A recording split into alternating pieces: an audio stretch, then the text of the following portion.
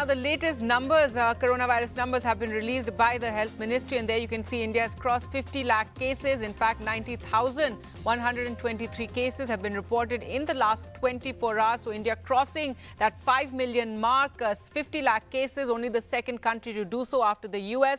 Also, 1,290 deaths were reported in the last 24 hours, taking the total number of deaths to 82,066. And this is the highest number of deaths that have been reported in a period of 24 hours. 1,290 people have died in the last 24 hours as India has crossed 50 lakh cases. That's 5 million cases of coronavirus. So let's just take a look at how soon we arrived at this milestone, so to speak, of another million cases.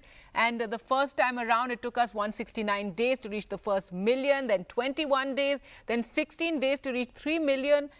Then it took us 13 days to reach 4 million, and now it's taken us 11 days to reach 5 million. And if we take a look at how we rank worldwide, remember India is the second worst affected nation when it comes to coronavirus after the United States. We overtook Brazil recently, and there we are at 5 million, while the US is at 6.6 million, and we are 16 lakh cases behind the US, which is the worst affected. Well, let's go across to Sukirti for more.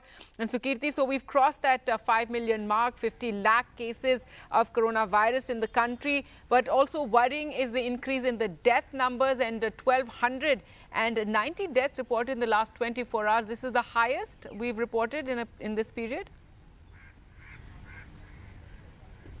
Well, yes, India has crossed the 50 lakh mark, and already India was, as you mentioned, at the second position globally, and now with over 90,000 cases, and also today being making a record in terms of the highest number of daily deaths with 1,290 deaths. The second highest record was about 1,270 deaths. So the number of daily deaths also increasing. Our death rate being the only relief so far, because it is sticking around 1.6%. And a recovery rate around 78%, but worrying also the fact that many states that have continued to be a big worry. For example, Maharashtra, if you look at Maharashtra, at least for the last, we would say 10 days, Maharashtra has been recording a daily spike of over 20,000 cases. If you look at Andhra Pradesh, it has been recording over 8,000 cases.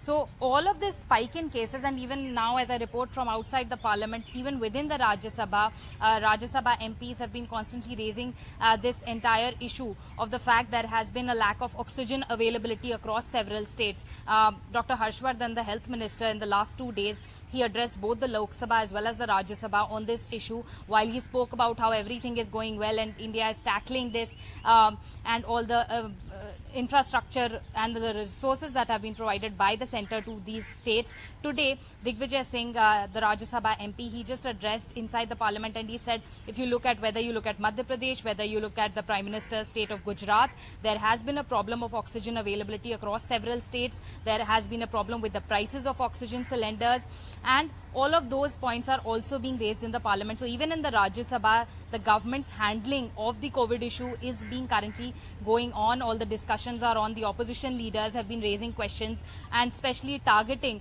the health minister, saying that in your speeches to the parliament, you keep mentioning the Prime Minister's efforts, but you do not highlight where the problems are. And even Rahul Gandhi has just tweeted and questioned the government on all the problems with, all the resources across the country that are lacking in terms of COVID measures. So the government so far claiming that it is making all possible efforts, but definitely that's not something that the opposition is agreeing to at this point of time, and pointing out specific problems like oxygen availability, which even the center has been monitoring and claims that it has sent about 1 lakh oxygen cylinders to different states. But beyond the figures, the MPs are pointing out that the ground reality continues to be different.